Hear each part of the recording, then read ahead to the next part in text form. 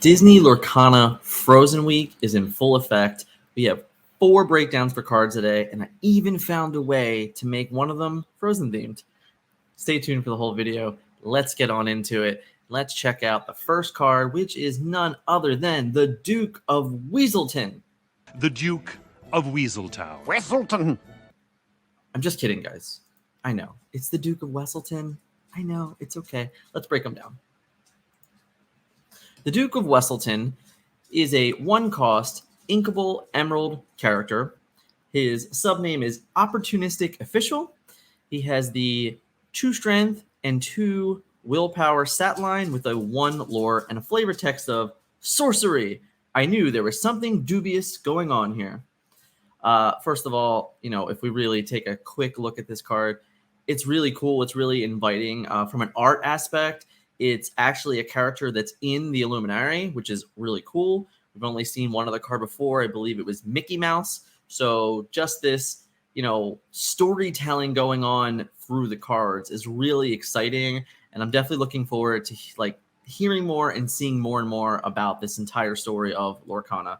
Let's get on into the SWOT analysis. So Duke's strengths are he's cheap and inkable, always good to trade up to even 3 cost. There are several 3-cost characters in the game that only have 2 power. Lots of 2-cost characters in the game that have 2 power, or 2 strength. 2 willpower. So this is constantly, a good static 1-cost card for trading, not necessarily for luring aspects. The weakness, just a generic card, no specific ability, nothing crazy going on here. But the opportunity is it may be needed to hold off the aggressive strategies, and it has villain synergy potentially as well. The threats, grab your sword, will trade poorly into most characters. So while this has the ability to trade up to certain characters and go a long way, it also has the same luxury of getting removed by just about any bad trade. Anything with 3 willpower will definitely take this guy out. So while it seems like every color now officially completed the circle wheel of they all have a 1-cost inkable 2/2, which is great. I do believe certain inks are going to need this more than other inks, which I think is important to note. And right now in Emerald, your early game is okay, but you don't ever really trade well. You're constantly just letting your opponent trade into you with cards like Cruella, and if you're playing Cheshire Cat, which you probably shouldn't be. But those 2 cards in specific, and now you have a 1-cost that has the ability to trade off and at least get rid of any of the more aggressive low to the ground strategies with 1/1s that lure for 2 and things like that. So he seems like he might be a necessary evil for Emerald and might be one of the more playable 1-cost 2/2s in all honesty, aside from Stitch, obviously. But let's get into card number 2. So card number 2 is the Scepter of Arendale. And this is a really unique item. It's 1 cost. It's inkable. It is a sapphire card with the ability of command. And exactly what command does is chosen chosen character gains support this turn. What does support do again? Whenever they quest, you may add their strength to another chosen character's strength this turn. Support is a card that we have seen, or support is a keyword that we have seen very little of. Right now I believe it's just Merlin and Hey Hey.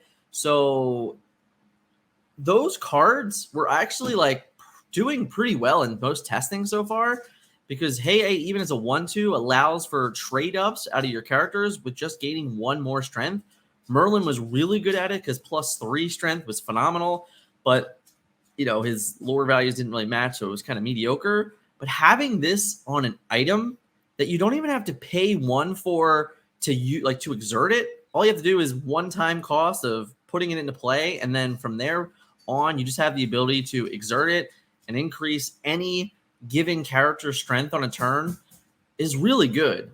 There's lots and lots of opportunity here, and we're going to break it all down with, of course, starting the strengths. It's inkable, cheap, grants a powerful keyword, allows for favorable trades with characters being able to trade up in cost when needed. The weakness requires you to have multiple characters to gain benefit. So let's really talk about what this means.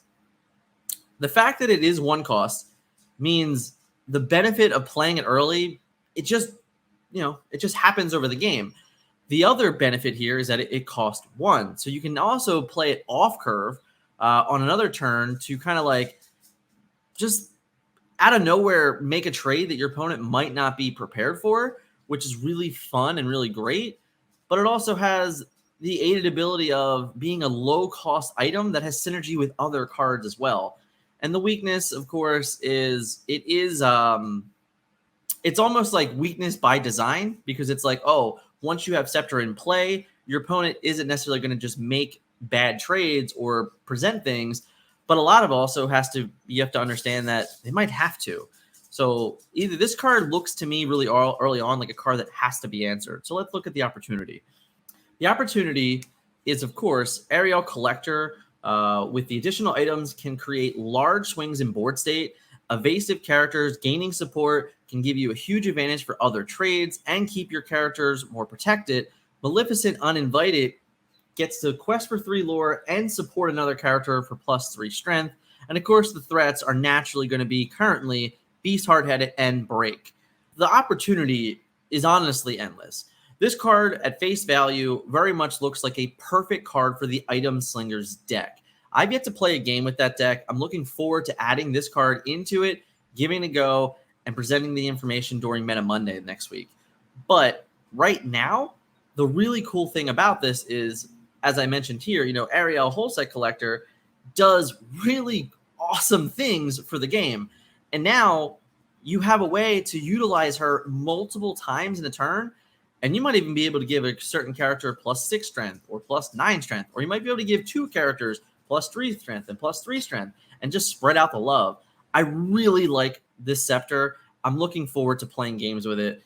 And even past all of those things, like I mentioned, the evasive characters that get to stick around are great because, you need another character in play. You need something to benefit somewhere else.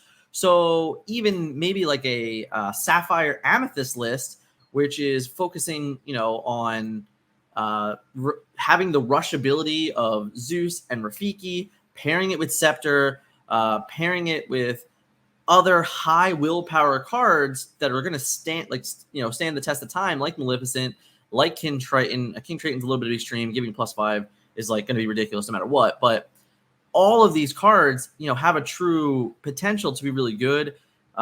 Maybe even a card like Donald Duck, because it has wards, so you don't have to worry about your opponent removing it. It has to be through combat, through challenging. But all in all, I think Scepter has a lot of upside. I'm really, really excited about this card in general, and I can't wait to start playing with it and really see the full potential of yet but another archetype in the game. We have Ram for Sapphire for a long time, and we had like this makeshift Item Slingers deck that people have been calling it. But this card is really a glue to the Sapphire Inc. as a whole. And I'm very, very excited for the card. Can't wait to start playing it. Can't wait to report on it next week for Meta Monday. Hey guys, if you're enjoying the video so far, please hit the like button. If you haven't yet, hit the subscribe button. Hit me up in the comments. Let me know what your favorite card of Frozen Week is so far. Thanks. Let's get down to finishing this SWOT analysis. Hans the Scheming Prince. If only there was someone out there who loved you. Is a 4-cost inkable character with 3 strength, 3 willpower, and 3 lore. Now I know, guys, it's another vanilla character, and people are starting to become frustrated. In the game currently, we have 4 attributes on a single card. You have cost, you have strength, willpower, and lore. Lore adding an entire attribute to the card is basically having text. It's saving text. So if the game didn't have lore values, what this card would read would be 4 cost, 3/3, with the ability of exert this, gain 3 lore. You have to look at it that way. So yes, it's a vanilla character, but realistically, it reads exert this, gain 3 lore. So you just got to kind of take that and move forward with how the game is presenting these vanilla characters. Let's break them down. Hans the Scheming Prince's strengths. He's inkable. He's a 4-cost threat with 3 lore. The weakness, of course, he's a 3/3. His stats will very likely cause incredibly unfavorable trades, and you have to be aware that this guy likely doesn't untap unless you are very well protected, or it's late in the game and you're kind of in top deck mode with you and your opponent. The opportunity, of course, is if you can keep Han protected, he's the cheapest 3-lord card in the game. He will always threaten and demand a response from your opponent. Now, like, seriously, when you really think about that, if your opponent cannot answer Hans, then you're going to get 6 lore, 9 lore out of this character who's a 3/3. He doesn't automatically die to Tinkerbell. He doesn't automatically die to grab your sword. There isn't an AoE that's bigger than 2 damage so far. You know, the threats here, real quickly, of course, are Smash, Rafiki, Zeus, most, if not all, characters on curve with him, and all of the 3/4s for 3. So obviously the list goes on and on for the character's threats. But the point is that if they don't have any of those, this guy's going to go a long, long way. If you're able to protect him in like an Emerald Steel build with Bodyguard and things like that, if you're able to just outvalue your opponent with removal, with the addition of Steel or the addition of Ruby, then this guy really can carry you a long way in the game and might be a perfect mid-game transition from the mid to late game, because a card like this has to be answered. It's just like Maleficent Unthinkable. Like, those cards have to be answered, because if not, they just take over the game. So when you look at a card like this, although it looks boring, although it looks, you know, very easy to remove, obviously he has 3 less health than Maleficent. I'm not saying those things, but the point is that if they don't interact with him, he's really going to win you a game, and it's going to be a card that needs to be dealt with. And lastly, seriously, guys, have you seen this art? I mean, it is remarkable. So good. It's really specifically good on a Storyborn character. And there's several Storyborn characters that have great art, but this art is unmatched in my opinion. I love it. It just very much embodies him, and I am so excited for this card. Lastly, of course, we have Stampede. Stampede is a 1-cost, uninkable action for Emerald, and it reads, deal 2 damage to chosen damaged character with the flavor text of, a wild beast stampede is like a raging river, best experience from a distance. And of course, it's a sad action, right, guys? A stampede! Ow. Let's break down Stampede. The strength of Stampede is removal in Emerald, and it's cheap. The weakness, of course, is uninkable, will always cause a negative in card advantage. Now, I'm gonna try my best to explain this in a fair way. All right. There was a lot of conversation around this card yesterday in Discord, on Facebook, and I appreciate everyone excited for every single card. But when you look at this card compared to another option, right? Even if we just side by side compare it to Fire with the Cannons, it's obviously completely unfair because Fire the Cannons has additional synergy with Captain Hook. So if this card doesn't have anything like that, it falls down. But the other thing is, it requires a character to be damaged. And in this game, there's not a lot of ways to do that without net negative process. So since this card can never flat remove a card on its own, there always has to be some additional effect. You need to look for cards like AoE, or you need to look for cards that are able to survive a challenge, live on to trade for another card, and then you can finish off with Stampede.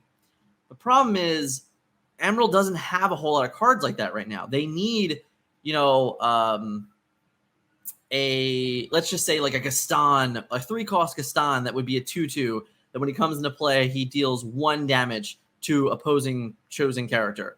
Something like that to combo with this. And even that, yeah, it's a 3-cost, but if you can get that for 4, you can get something out of Stampede.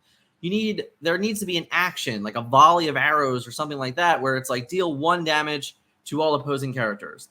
Because that way, you're not necessarily just trading down in your card advantage. You don't ever want to be 2-for-1ing yourself. You don't want to be like, I'm going to sacrifice my character to run into their character, to leave damage on them, to then stampede that character. Like, you're going to lose those card advantages every single time. And right now, Emerald doesn't have a lot of draw power either. So you can't play into a card that is actively causing you net negatives and card advantage.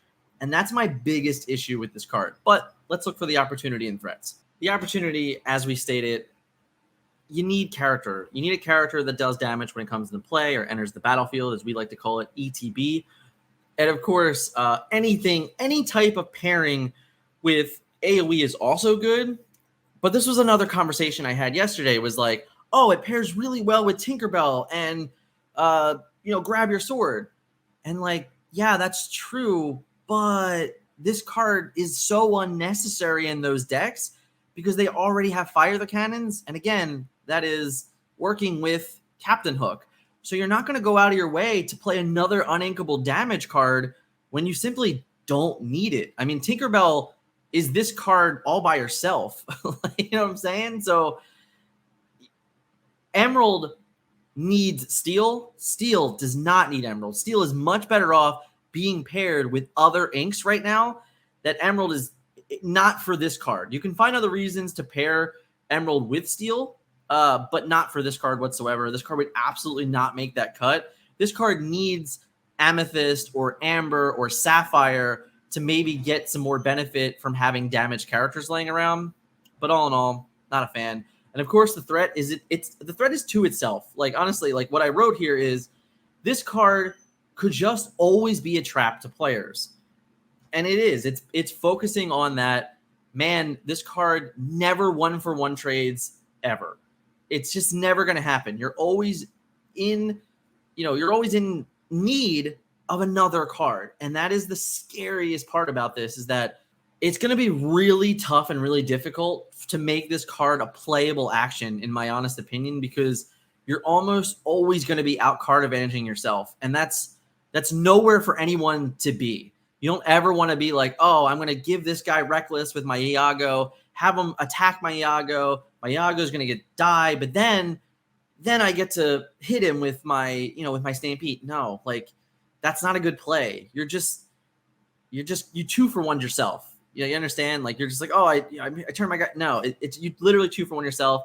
Maybe it's okay in a world where like, oh, I had to get their Pongo off the board or something, but there's just so many better ways to do that. And even like in your own color, like it's not a good card, unfortunately. I do hope that it gets some support to make it at least a thought to be played. But right now, there's no way I'm putting this in my Emerald decks. Like, it just isn't happening. As always, guys, thank you for hanging out with me in this episode. I've been breaking down these cards 2 or 3 times a week as they come out. We've been getting lots and lots, so I didn't want to wait until there was 5 or 6 because all I know there would have been 10. We got into 4 today. We're going to have every single card for the rest of Chapter 1 breaking down in a SWOT analysis video like this. If you enjoy these videos, check out more in this playlist right here. Is a list of every single card that we've broken down so far. And of course, as always, if you haven't yet, hit the subscribe button, hit the like button, and thank you guys so much for supporting us. It's been great. It's been so much fun, and I will catch you guys in the next video.